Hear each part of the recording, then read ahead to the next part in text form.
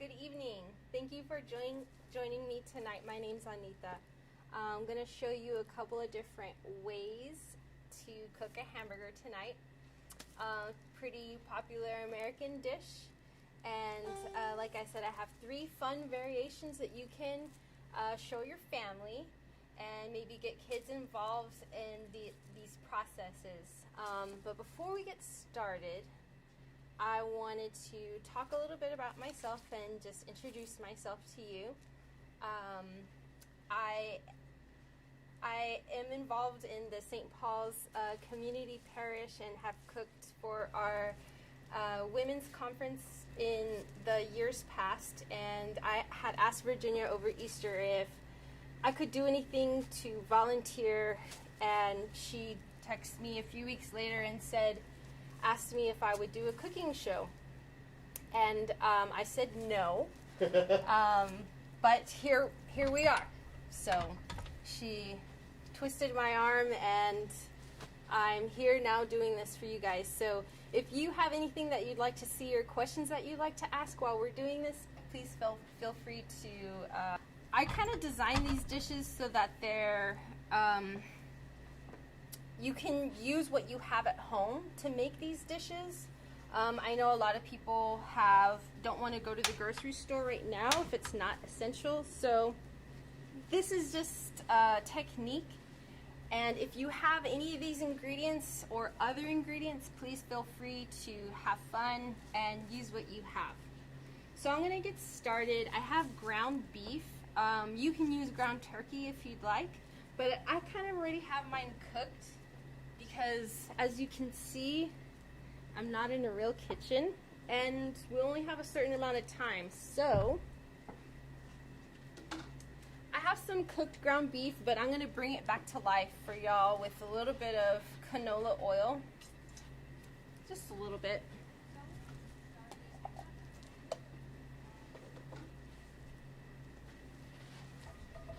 So you got some ground beef. And I have a seasoning blend that I just kind of blend myself. You can use your favorite seasoning that you might have at your house. Usually what I do is I just take spices and I blend them together to create something. You can do that or use your own favorite seasoning that you like. So the seasoning that I have is a salt, pepper, white pepper, garlic, and this time I put a little bit of paprika, and I put a little bit of ground herbs, some thyme, just to kind of give it some more flavor. So we'll season that up.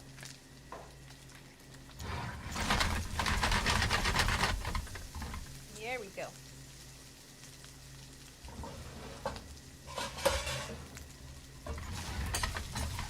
So a lot of people ask me as a chef what's my favorite thing to eat, and I always think that's kind of funny because it's really nothing fancy. What I'm about to make for you is actually one of my favorite things to eat. It's all the components of a hamburger but in a taco. I know it sounds weird, but it's actually really nice to have a taste of a hamburger and not have to commit to the whole thing, especially if you're not that hungry. The other really good thing about these techniques that I'm going to show you is that you don't have to form patties, which takes more. You can use ground beef in the crumble form to get the same flavors and nuances of a hamburger. So I think that's kind of cool.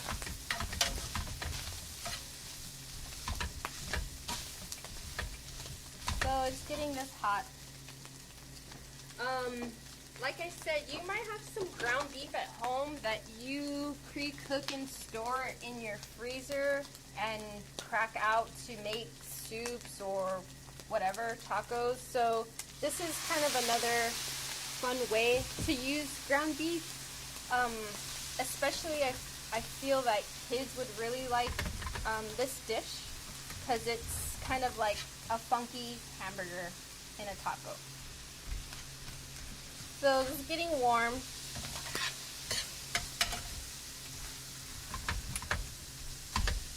Cool. Oh, learning lessons from last time. Can y'all see this? It's just ground beef, y'all.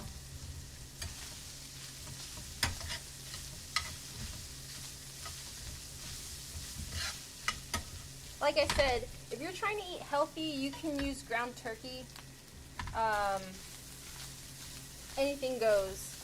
Everything that I'm showing you is really open-ended.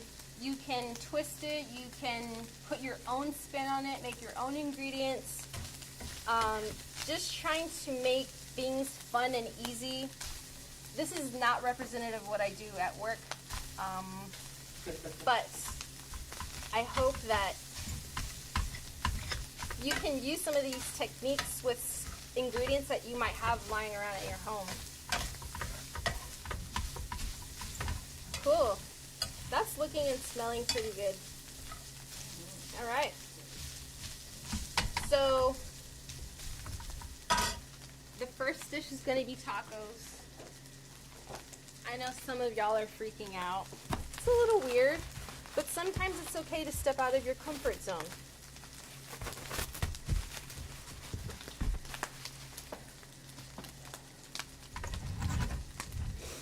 So I have another pan. And you can use corn or flour tortillas. I like corn, but I'll show you one of each. So you might have like a comal at your house, which is just basically like a flat cast iron pan or surface that's used to heat tortillas. But you could use any kind of pan. It doesn't really matter. Just kind of get these hot. And what we're going to do is build the burger inside of the tortilla. And my favorite cheese on a burger is American, of course. I like American cheese because it melts and it kind of creates a velvety texture, not stringy. So you get a different texture from this type of cheese. Let's see, these are heating up. Oh yeah, they're getting warm. Like I said, if you have any questions while I'm cooking, please feel free. You can ask through Facebook, and Virginia will let me know as I'm cooking. So my favorite ingredients to put on this preparation are actually pretty simple. American cheese, pickles, of course. Gotta have pickles. And I put a little bit of diced white onion, just a touch. And then I do ketchup and mustard. I know it's weird, but you just gotta try it. Just try it. And then if you don't like it, that's cool. But hey, try something different. These are my squeeze bottles. Okay. Okay, so these puppies are getting hot. Watch this. So I just flipped the tortilla. I have a corn and a flour. And then the beef is hot. So I'm just going to line that in the tortilla. Okay. Cut the heat. And now I'll transfer this to a plate so that we can put the rest of the toppings. And y'all can see how I do this. So the heat of the beef is melting onto the surface of the cheese. So it's nice and melty. Oops.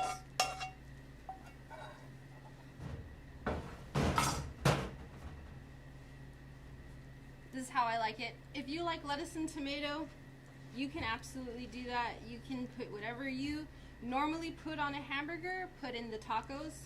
This is how I personally like mine, because it tastes just like a McDonald's classic burger. And sometimes I just love those simple flavors together.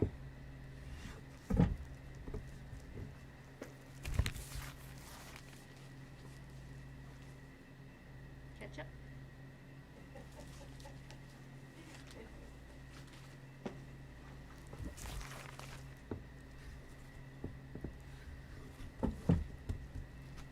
Oops. Get out there. A little bit of mustard. And I'm sure you have a squeeze bottle. You could use that fancy zigzag at home. And just a couple of pickles. And your burger tacos are ready.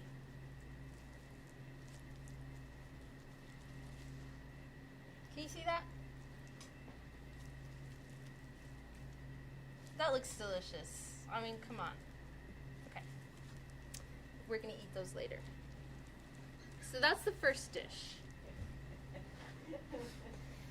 The second dish is... Somebody asked a question? Yes. Can you put a fried egg on top? Oh, yes. You might repeat the question in case it didn't. Oh, they said if they asked if you could put a fried egg on top. Guys, this is like whatever you want it to be. This is kind of like when I think about American hamburger that I want. These are all the components that I like, but you can put whatever you like on your hamburger and your burger tacos. Get creative, go crazy with it. Just not too crazy. Okay? So, second thing I'm going to show you is a burger soup. I know what you're thinking. That sounds crazy. But it's actually pretty good. So I have a saucepan. This is like a small batch of soup, maybe for like 3 to 4 people. And I'm going to show you how to throw this together. It's pretty easy.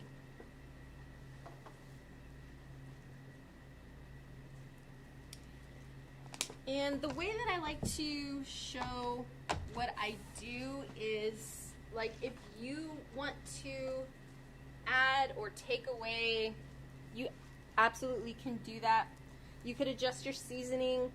This is just to show you the technique on what you can do with some ordinary ingredients that you might have lying around in your house. So I'm going to start this one with a little bit of oil.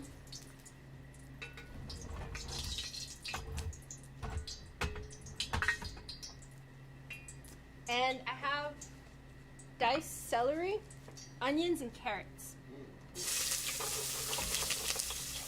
And that's also known as AKA mirepoix.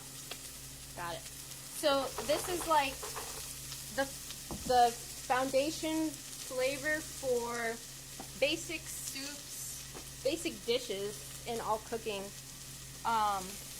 These 3 things are going to help you develop a lot of flavor as they cook down.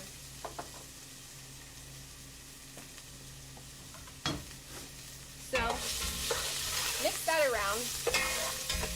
And one thing I will say is that carrots take longer to cook than the celery and onions because it's more dense. So I cut my carrots a little bit thinner than the celery and the onion, only because I don't want the other ingredients to get soggy before the carrots cook. I hope that makes sense. So we got that going, and you don't really need to cook this long. You just want to wait till you can smell the onion, because we're going to make a soup. So because we're making a soup, these things will break down and continue to cook when we add the liquid. Now, if you have raw ground beef or ground turkey at your house, you can add it at this point. raw. Mine's cooked because I don't have a lot of time. So, that's cooking. And right now I'm going to add my seasoning blend, which is basically salt, pepper, paprika, a little bit of herbs, and garlic. You can blend whatever you want together, or if you have a favorite seasoning that you like, you can add that.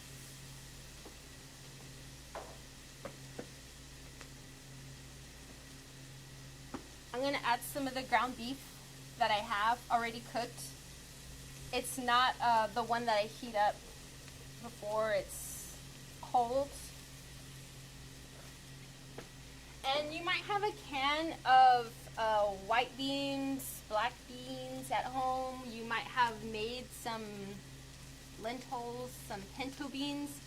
This particular dish, I have beans in the soup to add volume and substance.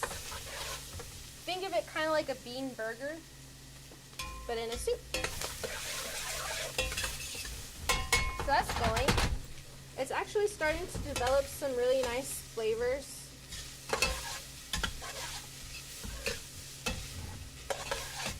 And this is so easy, a caveman can do it.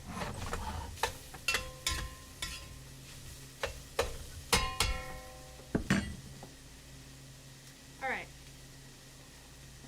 So, I have beef stock and a little bit of Worcestershire sauce. Okay? The Worcestershire adds like a little zang. It just adds a little kick. So when you make a soup, I generally don't like to cook this down really far because like I said before, this is going to continue to cook in the liquid, and by the time the liquid is hot and simmering, you don't want this to be mush. So you don't have to kill it. You just kind of want to wake it up a little bit. Alright, it's awake. We're going to add the stock, beef stock, and the Worcestershire sauce. Just kind of gives it a nice little kick. Did you make your own stock? No, actually I use base. You probably have it in your house. Beef base, bouillon, just dilute it with water. That's what I'm using. Okay? So this is gonna kind of come up to a simmer, but as that's going, I'm gonna add my other ingredients. I have some white beans, I think are kind of cool for a soup. It adds color, and these tend to stay like kind of firm, so that's always a nice texture in a soup. It's not going to turn into mush. So you might have a can of these at home. You could drain the starch liquid out and add them. Okay. Now this one I'm not going to be able to tilt the pan a lot because it has liquid in it now. No problem. Okay. While we're waiting, you had a couple people say hello. Woo, hi. Marisol from Atlanta says hello. Hi, Marisol, my cousin. Your sister Vanessa said hi. Oh, all right. And I don't know if you know Teresa, but she thinks you're doing a great job and you're so pretty on camera. Aw, that's so nice. I like doing this. Oh, oops, I'm distracted. I just put a little bit of canned diced tomatoes. Once again, y'all, it's not about being fancy. This is stuff you might already have lying around your house that you just kind of want to make something fun and creative out of. Like I said, these ideas are all kind of kid-friendly. I like having dishes that can evolve into a new idea that might be a little bit unusual, but generally kids might find it interesting. And it's a great time to have fun and be creative at home. So I added my canned tomatoes, just a little bit. You could use anything, even if you don't have canned tomatoes, you could add tomato sauce. You could add about like a tablespoon of tomato paste, just for the tomato flavor. You don't need quite that much. So as that comes up, I made some croutons in advance, but I'll kind of talk through the process as we're waiting for this to heat. So croutons, I got some like bread. You might have bread lying around your house. Cut it up into little squares. Toss it in melted butter, canola oil, garlic oil, whatever, olive oil, in a mixing bowl, and season them with whatever you want, salt, pepper, and then line them in a single layer on a cookie tray, and at a lower temperature, like 300 to 325, you can make these little crunchy squares in about 10-15 minutes. So the trick about making a crouton is you want to dry out the bread before it has a chance to burn. And the way that you do that is by prolonging the cooking time at a low temperature.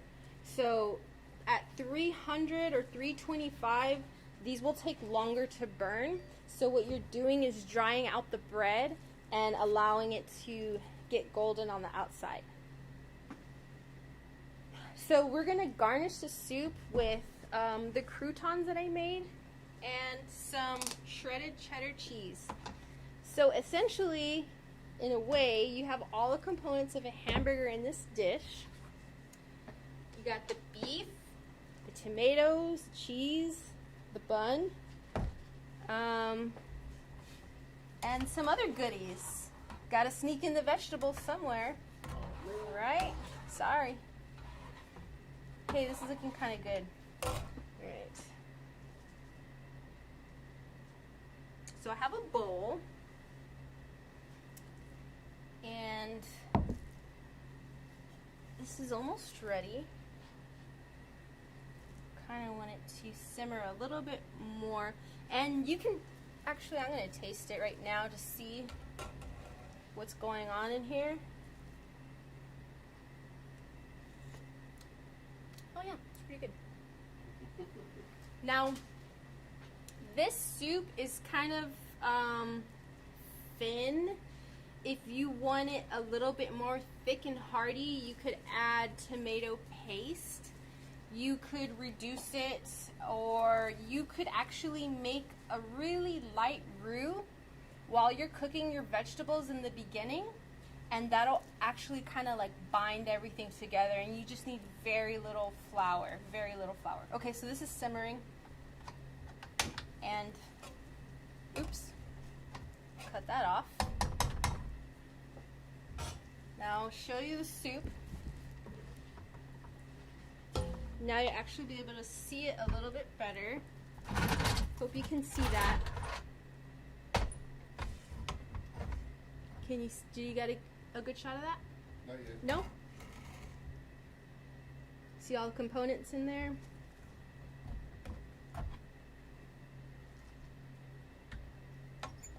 Can you explain what roux is, please? Roux is basically a thickening agent.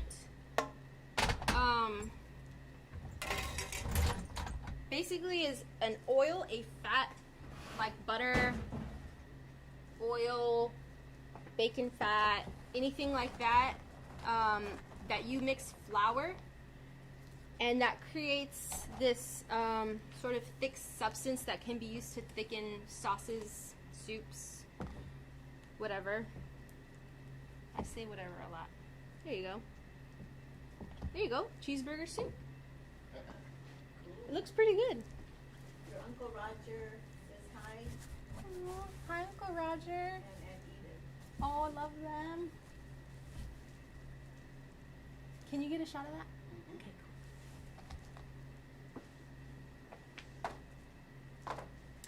cool. Cool. Cheeseburger soup. So, the third and final thing I'm going to show you tonight our hamburger cups. Once again, something fun, something different, something for the kids to get involved with and help. I had to make these in advance because I don't have an oven, but I'll show you and tell you all about the technique that I use to do this. So this is white bread that I made, the vessels that we make the hamburger cups. Oh. See that? Okay. So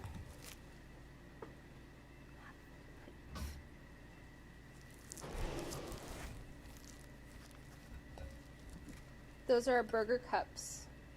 And I'll show you how I did that. You might have a rolling pin at home for baking. You can use that. And I just got some regular white bread. Plain old white bread. Uh-oh.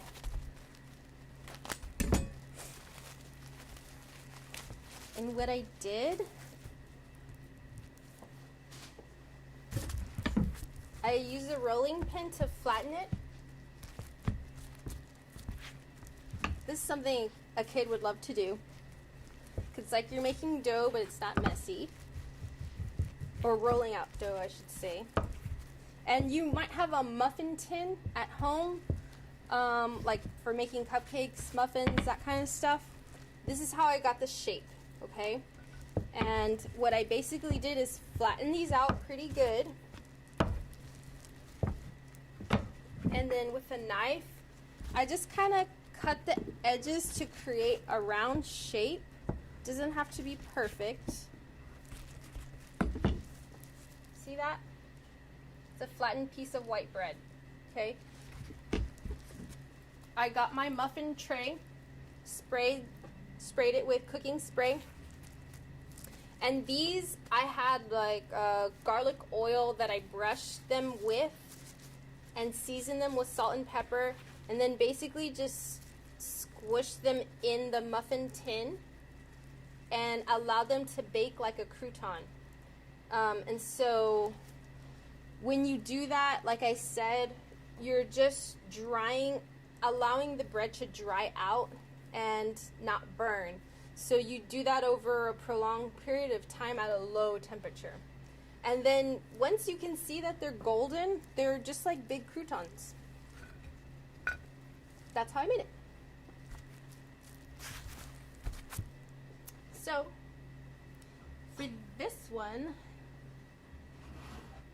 I'm going to do a different setup. That's like a popular burger combination. This one's going to have Swiss cheese, barbecue sauce, onion strings, and sauteed mushrooms. Something different. Love mushrooms. I made these onion strings in advance, but if you go to the store, you can buy the Frenchie's onion strings in a can. It's the same thing. So how do you make those though? Basically, I got my mandolin and I sliced my onions paper thin, dredged them in flour, salt and pepper, and then put them in the fryer. You might not have a fryer at home, so you could do that process in a pan, but you got to be really super careful, especially if you have live fire, because oil is super flammable.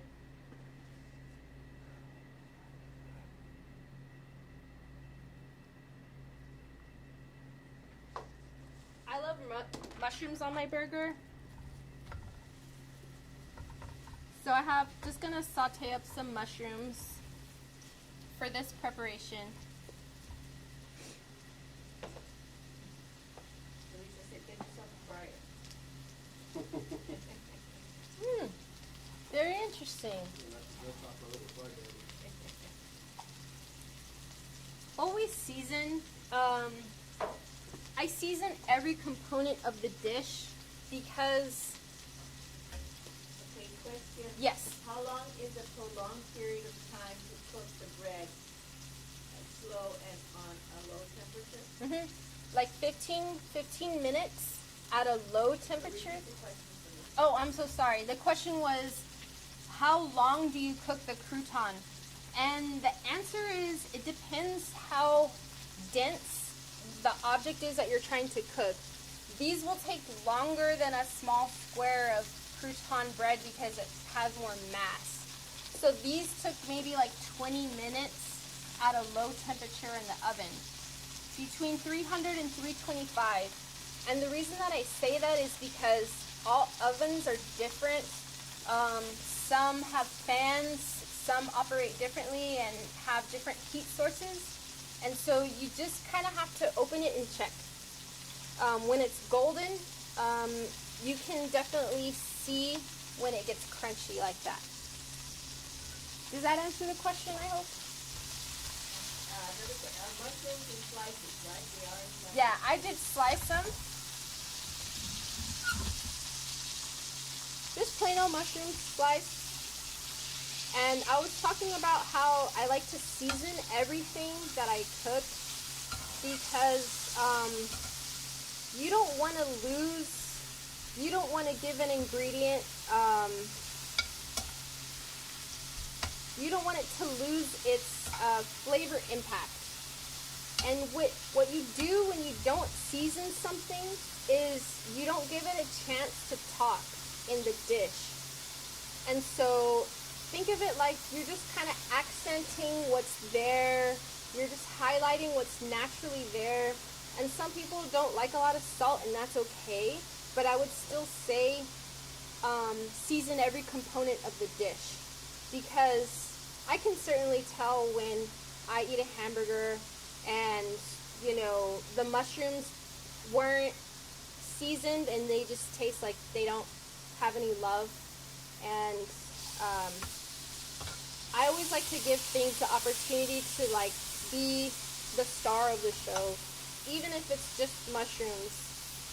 Unseasoned mushrooms will taste like nothing compared to some mushrooms that you just put a little bit of salt and pepper on. So those are pretty much cooked. Honestly, I just put a little bit of oil, salt, pepper, seasoning, and they're ready to go. Like with mushrooms, you don't need to kill them to death. They pretty much cook down on their own pretty fast. Okay, so now we're gonna build the burger cups, and this is the beef that I had going earlier.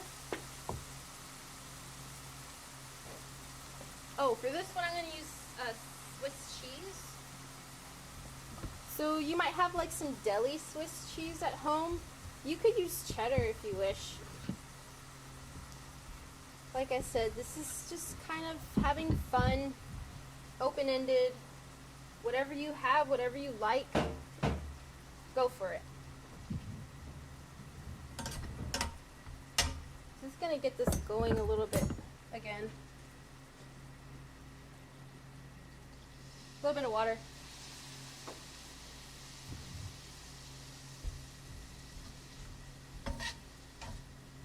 Mercy asked, she said, you're right on the mushrooms. They tend to have a strong smell when fried too long. Yeah, some people like, there's some foods that some people don't like, and I absolutely respect that. Like I said, you could use your favorite components, anything you have. Pretty much anything goes in a hamburger. I mean, the sky's the limit when you talk about burger toppings. Okay, so this is warm. So these are kind of fun because, like I said, you don't have to sit down and commit to a whole burger, and you don't have to have a huge patty for one person. With these dishes, a little really does go a long way. So just being mindful and resourceful of what you have. Somebody suggested jalapenos. Ooh, yeah, good one. Of course, how could I forget the jalapenos? Shame on me. I should have done a Mexican burger, maybe next time. Hey, if there's anything that you'd want to see, please let us know. Sometimes I like getting inspiration from people that are inspired by what I'm doing. The blue cheese and bacon. Ooh, blue cheese and bacon. Classic combo. You could absolutely do. And Vanessa sent in On the blue cheese and bacon. Okay. So I'm building the burger cups. Turn this off. So once again, something fun, different for the kids. You know, everybody can get involved in this. Or you could just want to do this for yourself and not eat a big old hamburger. But these are kind of cute. So, got your ground beef in the cups. And then I put my Swiss cheese. Let me do this so y'all can see. Okay.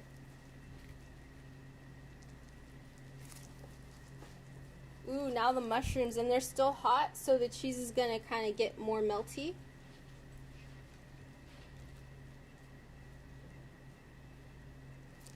Oh, that looks delicious. Oh, we're not done. Oh, okay. So Wait for the grand finale.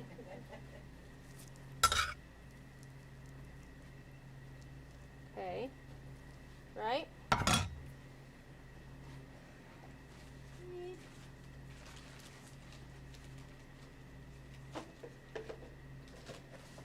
This one I thought barbecue sauce would be good. Just to kind of give it a little zing.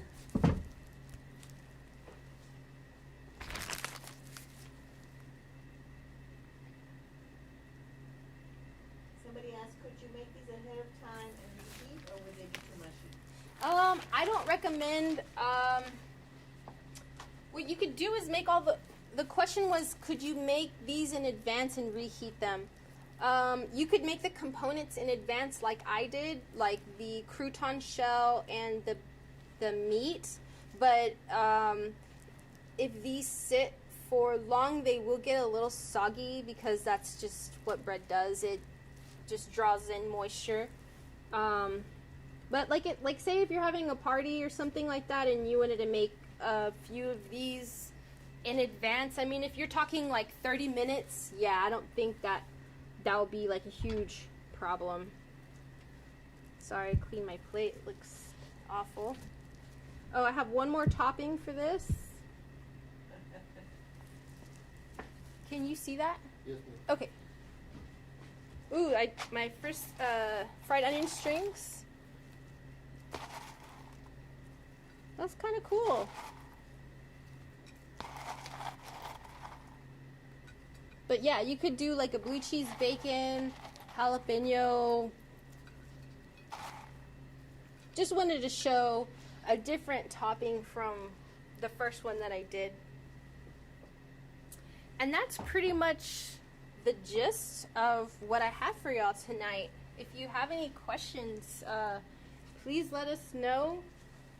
Comments, suggestions. Would anybody like to come up and try one of these so that they can hear how good it is? Go up there. Go up there. I'm going to put the link to, this is the link to the recipe. Tell them that it's on. There's a link. There's a link to the recipe. It's more like a guideline. Like I said, season how you like thing to your taste. Use what you have, and just have fun. I'll do it for you, Anita. Thank you. We have a volunteer. What do you want to try? I'll try the soup. I need to go get a spoon. Yep.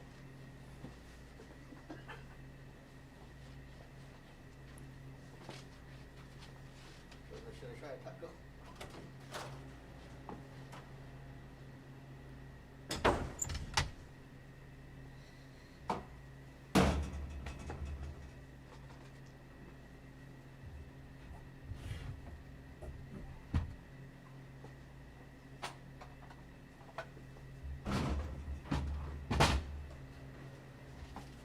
we are right now, unprepared. Yeah, it's okay. I just want to say thank you so much for joining me tonight. I really am having fun with this, and I hope you enjoy. And I hope you can use some of these techniques to share with your family, get together in the kitchen, and just make it fun. All right. So, hello, everybody. Hey, there's a camera guy. Hey, me again. All right. Okay, well, I'm going to dig into this. Have at it. I was telling Virginia that I made something like this. I told you it was picadillo that I made with the zucchini. I went and got the zucchini, and it was more of a soup. We had frijoles that I had made, bacon, and basically regular recipe. But anything I had in the fridge. See? And it worked out great. You might already have all these things lying around. You just kind of need to start thinking more creative about food. Throwing it together and just trying it, even if it sounds weird. You never know what could happen. This is great. Thank you. Now, usually I'm against anyone, watching someone eat. Hope y'all don't mind. Some of you are wondering, and it is good. Vegetables are fresh. Virginia, are there any more questions coming through that I can answer? They all said they were great ideas. They really enjoyed it. They enjoyed the whole thing.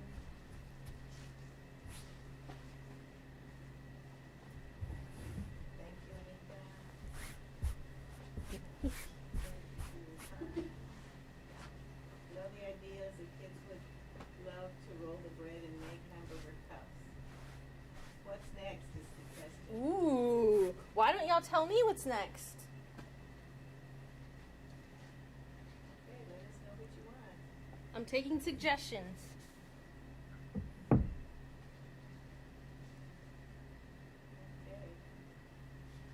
Somebody says they're hungry now. Ooh. Show us the what? Oh, the cutting board. Something about the cutting board. I'm supposed to be on a diet, says Teresa. Well, when you think about it, all of these portions are smaller than a normal burger.